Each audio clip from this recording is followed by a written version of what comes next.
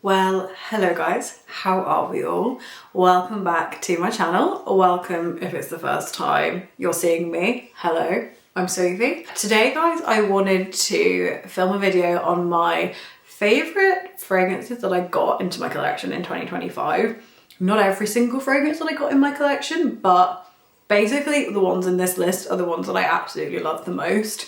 There are a few others that I do really highly like, but these are the ones that I love and I'm the most excited to talk to you about. Fun fact, I've already filmed this video, but then I realised that there was a hair across my forehead, which I couldn't feel at all, but I know if I was watching that, it would drive me crazy if someone had that on their face.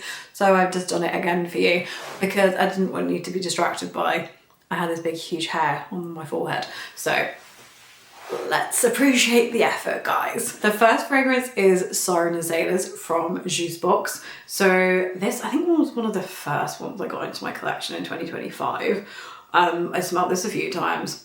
Absolutely needed to have it. This is a peachy, rosy fragrance predominantly. The peachiness just gives it this lovely, soft fruitiness. There's the rose in here, but it's not grandma rose, it's really jammy. It's almost like a red, hot pink rose, girly, feminine rose, and a young rose. There's a nice booziness to this fragrance as well. So I think there's some whiskey and there's some rum, but it's not in an overpowering way. It's not in a masculine way either. So don't think whiskey, think fruity cocktail. Think something like a Sex on the Beach. Like it has that almost like red fruitiness in a way, but this fruitiness is coming from the peach and the way, you know, the rose is done in here. There's some vanilla to give it some sweetness, but it is such a sort of a juicy, fruity rose at the same time. I think it also smells a little bit wet in a way. It has a watery facet to it, but it's still really thick at the same time. It has that like thick fruitiness, but there's something that adds a little wateriness somewhere. So it's not cloying and not too juvenile, I guess, would be the way that I'd put it. So it's just a really well balanced fruity rose, and one that I think is perfect for things like date night. Perfect for sort of getting a little bit dressed up. I don't think I'd put it as like an everyday reach perfume, but for me, if I wanted to dress up, have a date night, that type of thing, that's when I would pull for something like Siren Sailors. I think the fruity aspect mixed with that boozy element just gives it that playful feeling that's really nice for a date night. And again, the rose is there, but it's not, to my mind, it's not really, and to my nose, it's not really the prominent note. I think the fruitiness and the booziness is more apparent with that sweet, addictive vanilla. So yeah, a perfect date night option. Perfect for when you're sort of dressed up, wanting to feel really feminine, flirty. Yeah, and really confident as well. This is a very sort of confidence boosting fragrance, in my opinion, and one that I got quite a lot of use out of in 2025. It's quite a big dent for the size of my collection and, you know, not actually going on many date nights, but I digress. Next up has to be one of my favourite ParfumsdeMarlys, Cassili. It doesn't get enough love. I know there is a bit of an appreciation online for Cassili, but I think this is one of the most beautiful ParfumsdeMarlys that there are. It's a very hard sell because I think Marley is a great brand. Fair enough, sometimes you might not think it's that unique, but I think they do what they do very, very well. And actually, on a unique level, I think Cassili is very unique. It is a fruity floral in its nature. It's, to me, a peachy, fruity floral is the predominant fruitiness that I get. I know it's a plum accord with the way that it's described in the note breakdown, but notes, marketing, meh. It smells like peaches. It smells like peaches and slightly creamy. There's some sandalwood in here as well, so I think that's where the creaminess is coming from. It's not sort of woody. I wouldn't put it as a woody sandalwood. I would put it more in the creamy element and creamy genre of sandalwood. Beautiful, peachy, almost like a sugared, peachy, floral fragrance. The sweetness in here, it's almost like it's exactly the right amount of sweetness. If they'd done a tad much more sweetness, it would be an instant no. It's a fantastically balanced, sweet, fruity floral. It doesn't go too sweet. It sticks with the floralness. It just smells as well really happy and just beautiful. It's the kind of fragrance that puts me in a really good mood. And I have wore this in a professional context. So I've wore this at things like networking events and not in the fragrance industry space at all for my actual sort of job. But I've wore this at those types of sort of networking professional events, and I've always had one or two people say that I smell nice, and it's not in the profession that I'm in, that's not really a compliment that you would get very often. It's quite rare that you would get complimented at all. So I think for me, this is quite a crowd pleaser. People tend to gravitate, and I think it just gives off this really, I don't know, this nice, happy aura in a way. I don't really know. It's a fragrance that just welcomes people, you know? Gorgeous, absolutely gorgeous. We'll stick with the Marlies. So this is the original Valaya, and a fragrance that I didn't like when I first tried this. This is one that's grown on me, and I've sort of tried it a few times, and I eventually added it into my collection. So this, again, fitting in with something peachy. I love a peach note in fragrance. So this is a peachy, airy, musky floral with a woody base. There's also a little bit of orange blossom in here, giving it the floral element, but it's not an orange blossom that's obviously an orange blossom. It's not a sweet orange blossom. It's a true, this is what sort of the flower smells like. And yeah, it's just so elegant, so put together, refined. It's sweet, it's airy, it's got that transparent feeling. And I think the bottle depicts it really well.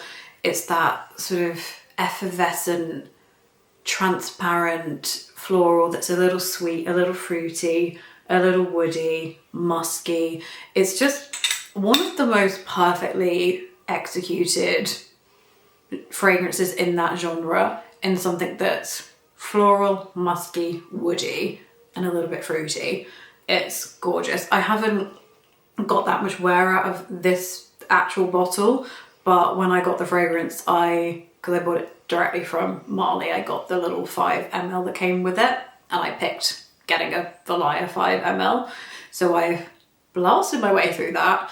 And I keep, at the moment, for some reason, when I buy a fragrance from a different brand or, you know, whatever, I seem to get, or in store, I seem to get little samples of Valaya. So I'm making my way through those samples. So I haven't done too much of a dent in the bottle itself, but absolutely gorgeous. I think I will be leaning for this a lot more in the new year. And as we go into sort of that spring time, this is a very nice springtime fragrance, and a very nice all year round fragrance actually, frankly. You don't really need a season for this. It just smells gorgeous at any time of year. Next up, Parisian Musc from Matiere Premiere. This is one of my favorite fragrances from the brand. This also started my appreciation and love of a sort of milky, figgy fragrance with a sweetness. It's stunning, stunning. This fragrance is really addictive as well. I love it. I absolutely love it. I think I got this towards the end of summer. I wish I'd had this all year round through the summer months, but it is to die for. They killed it with this fragrance, and it's something that I wouldn't have liked a couple of years ago. I've been collecting fragrances for about 7 or 8 years. I can't actually now remember. It's probably longer than I think it is. But this isn't something that I would have liked a couple of years ago. And that just shows your taste change all the time. Your sort of perception of fragrances change. Fragrances are subjective, but there is obviously an element of objectivity. It smells like what it smells like.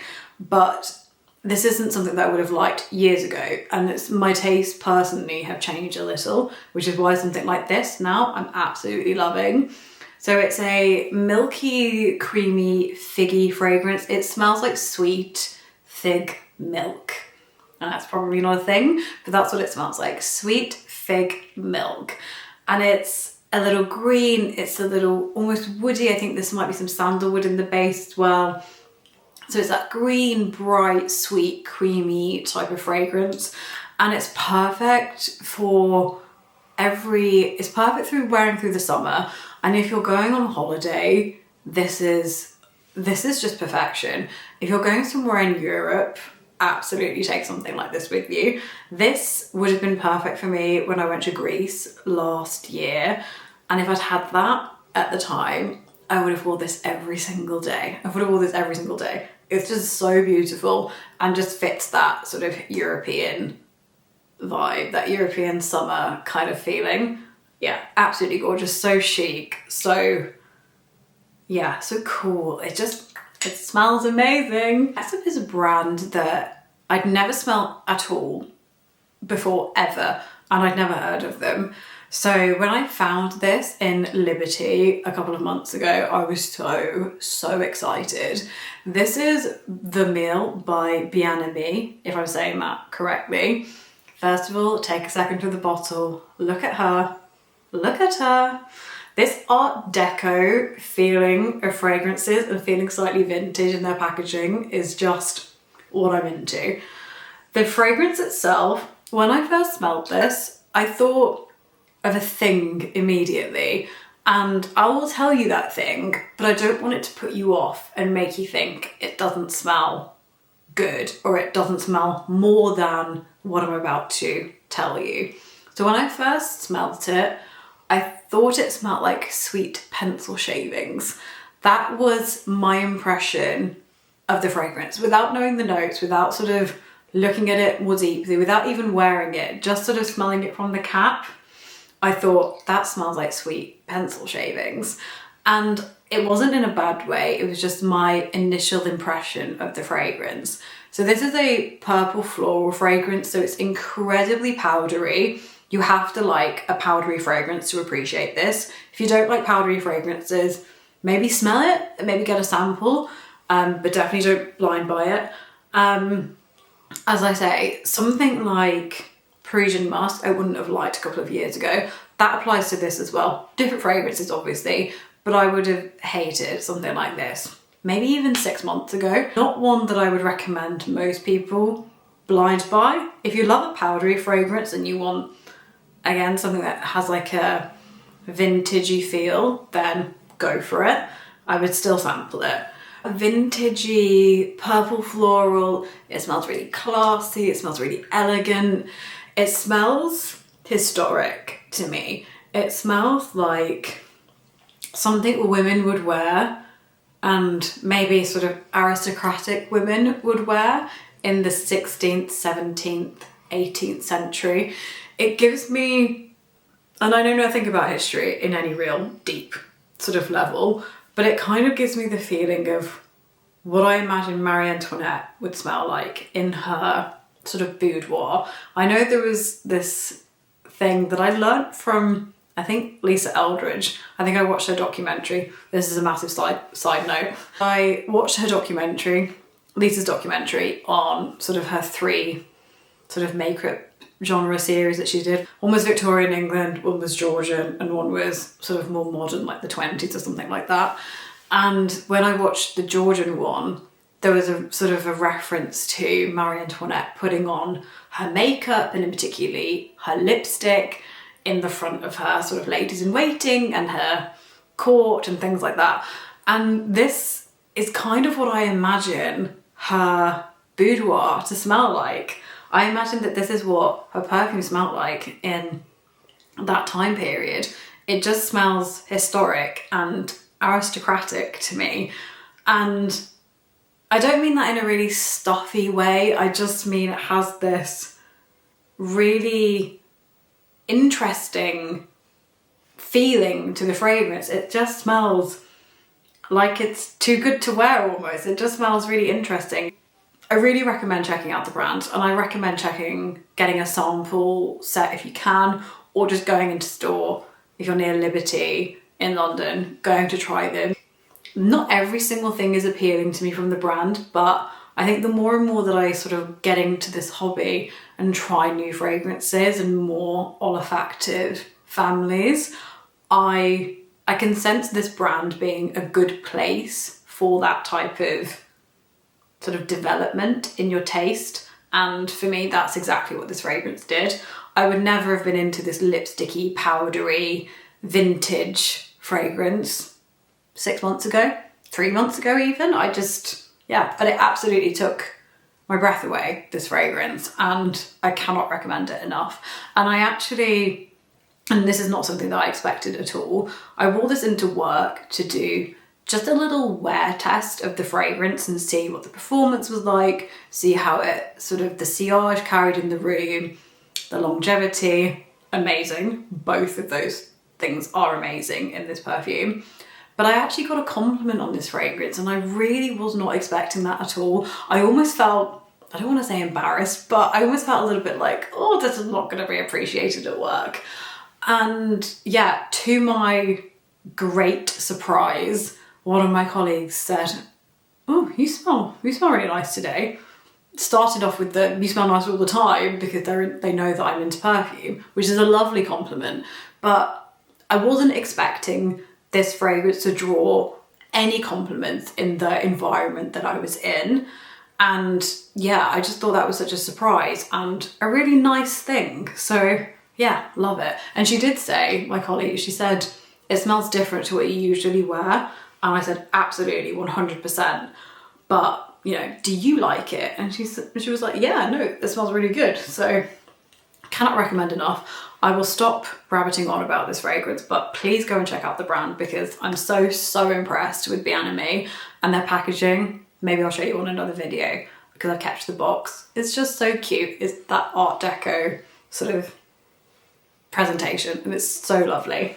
Next up, Le Papier from Diptyque. This is my first ever Diptyque perfume. I've never had anything from Diptyque before, other than their room sprays. I don't know why it took me so long to find my sort of Diptyque that I wanted to add to my collection first. I just think I went round the houses with the perfumes in Diptyque for some reason. And I think they're a brand that you can't really properly experience if you go into the store and you just spray them on the cards, because that's what I was doing. And I think all perfume, to a degree, you need to whack it on the skin. With Diptyque, for some reason, I think that sort of steps up a few gears, and you absolutely need to try it on your skin. I smelled this before, but for some reason it just wasn't grabbing me. But I went into store maybe a month, 2 months ago, and I put Le Papier on my skin properly for the first time, and I was like, this smells amazing. So my other half was with me, and I was just like, I love this. I don't know why it hadn't jumped out to me as much as what it did that time in the store. So the point that I'm making is, with Diptyque, please go and put them on your skin, because I don't think you'll get the impression of the fragrance at all if you spray it off the card, if you're testing it off the card. So Le Papier, the scent itself, what does it smell like? It smells like sweet, slightly creamy, ricey skin. That's what it smells like. It smells like it is a skin scent. It has that warm, sort of clean skin feeling. It has that riciness, which I love at the moment in perfumery. I absolutely am a bit addicted to a rice note.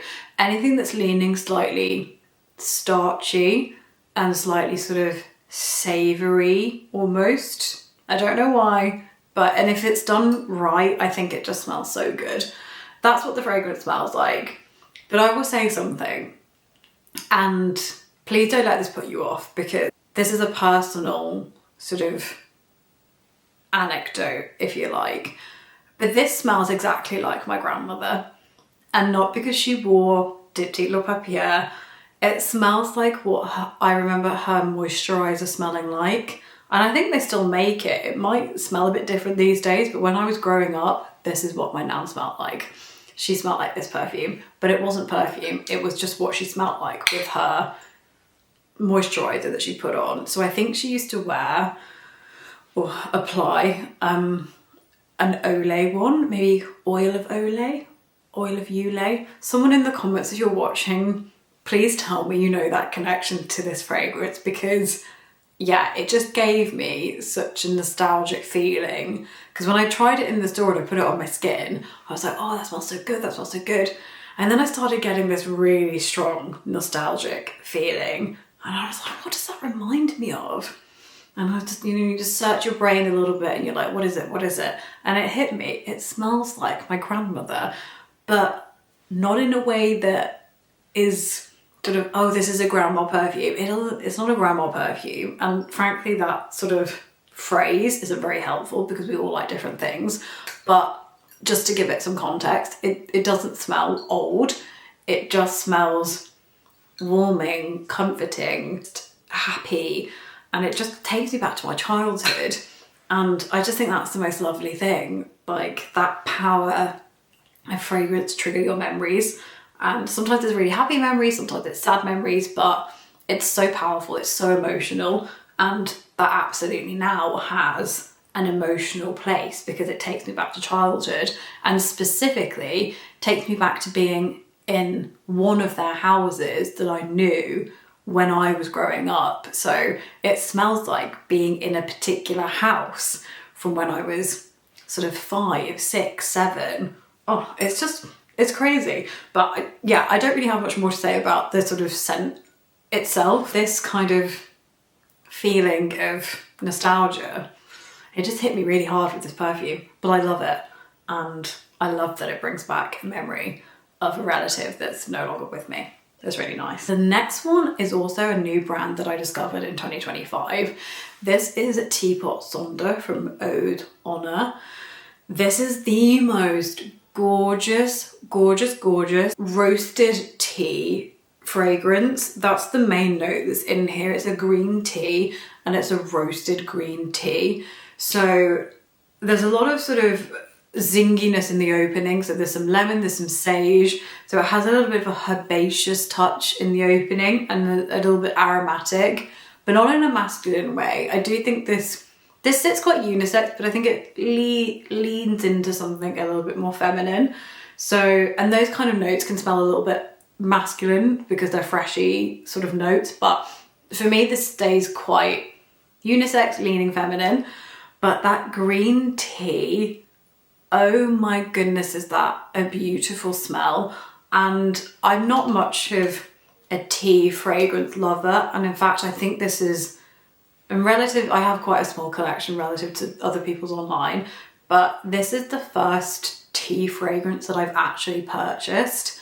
And it's the first tea fragrance where the tea is very, very noticeable and I absolutely love it. I think if you're going to sort of make a comparison, but I do think this smells quite unique, but if you're going to make a comparison, it smells a little bit like Dear Polly from Wilhelm, almost mixed with Le Papier slightly, because the toasted tea sensation definitely pulls something starchy and slightly ricey. So I get a distinct ricey facet to this fragrance, but there's no rice note listed online, but I get this warm, toasted, starchy note that's in here and it's gorgeous. I absolutely love it. So yeah, it has that nice sort of bright, zingy opening with all those sort of, those bergamot, those lemon, those sages, those types of notes. But then when it dries down onto your skin, it has this gorgeous sort of starchy sweetness from that toasted tea.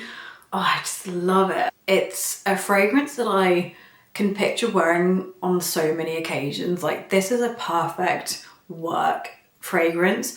This is a perfect everyday fragrance if you like a tea fragrance. You can just wear this anywhere. This will take you to any occasion, doing any activity, meeting any people, whatever the situation is, this fragrance will carry you through. And I love that. I love something that's so reachable, grabbable, wearable. And I think my collection is sort of missing those fragrances generally as like a category. And this absolutely fits that. So I'm really excited to wear this, like a lot more going into 2026. Something from the brand that I thought was really good is there's only about 6 or 7 fragrances, but each sort of fragrance has a different sort of designated charitable sort of purpose that the brand is doing alongside obviously making the fragrance. And I think, if off the top of my head, every sort of bottle that you purchase, whether it's this one or another one in the collection, 50% of the profits are donated to some philanthropic sort of motivation. So this one is, there's a literacy program. So every bottle you purchase, there's 50% of the profits donated to a literacy program for children to learn and read and write. So that's amazing. There's one, I think it's in a blue bottle, that's sort of an ocean sort of cleaning type of sort of charitable purpose behind it. And I just thought that was absolutely lovely. And I think the price point from the brand as well is really good. These are, I think they only come in 15ml sizes, and these are 125 British pounds. So, you know, I think that's a really fair, reasonable price point. And for the quality of the fragrance, I think that is, you cannot put a foot wrong. Absolutely love it. Definitely go check out more from the brand. And frankly, I have way more on my wish list than just this one. So I shall be adding more Ode Honours in my collection in 2026. This one was one of my Christmas presents this year. This, you'll know if you recognise this bottle, this is Wulong Cha from Nishane. As I've just said, my collection is really sort of missing and limited in sort of those easy reach, sort of more fresh leaning fragrances. I think predominantly because I just wasn't really interested in freshies, but as my tastes are developing a little bit more, I need them, you know? I need that different sort of feeling of a fragrance, and you can get very sort of nose bored and nose blind with just generic vanillas and that kind of thing. So this absolutely has fit a gap in my collection. So I really love that my other half purchased me this for Christmas. This is really a thoughtful present for me and what I'm trying to sort of grow and do into my collection. So yeah, in terms of the scent, this is a very sort of citrusy, heavy, musky tea fragrance. For me, it smells like freshly cut grass. So there's bergamot, there's orange, there's mandarin, there's a little bit of a figginess in there, but not too much, and not remotely as figgy as something like Parisian Musc from Matiere. There's just a slight greenness in there somewhere, and a muskiness, and obviously the tea. And I actually just put this on today for the first time, just to go to the gym and just for a little bit of a wear test. And don't judge me for wearing something so nice for the gym, but I just wanted to see how it held up on sort of a workout, and just sort of, you know, sort of testing the wear and how sort of powerful the fragrance is. It's so strong. So strong. For a freshie, I don't know how they made this fragrance so strong. It's just, it throws, you know, the sillage, the projection through the room is crazy. And I imagine it's absolutely perfect for when you want to wear technically nothing. You don't even want to wear perfume, but you still want to smell absolutely amazing and fresh and clean and all of that sort of stuff that you want in the hotter months. I cannot wait to wear this. I'm going to get so much use out of this. The hotter the planet is getting, you know, I need it. Okay guys, that is the end of my list today. So those are the fragrances that I mainly purchased, one gifted, that were my top sort of favourites from the year. And they're not obviously new releases. You can see that they're not new release fragrances, but they are new to my collection in the last 12 months. And they are the ones that I love the most and that I am getting a lot of use out of. Let me know in the comments whether there's any of yours that you've added to your collection in 2025 from this list. I cannot believe we are in 2026, basically. It's the end of December as I'm filming this, but yeah, 2026. And I feel like 2026, I'm going to be, as I was with this year, I'm just going to be really open to trying everything. I'm not going to be like, oh, I don't really like so-and-so. I don't really like that type of fragrance. I'm just going to be, hit me with it, you know? I'm just going to try everything and hopefully bring you some solid recommendations for 2026. But yeah, let me know in the comments if there's any from brands that, or any from sort of unknown brands that I haven't tried before. That's actually something I really want to sort of explore more. I want to try some brands that I don't really know about and ones that maybe are a little bit less popular. So let me know in the comments, and let me know if any of your favourites are featured in this list, or any ones that, having heard me spoke about, you're going to go and try them. I would love to know. And yeah, I shall see you on the next one. Bye.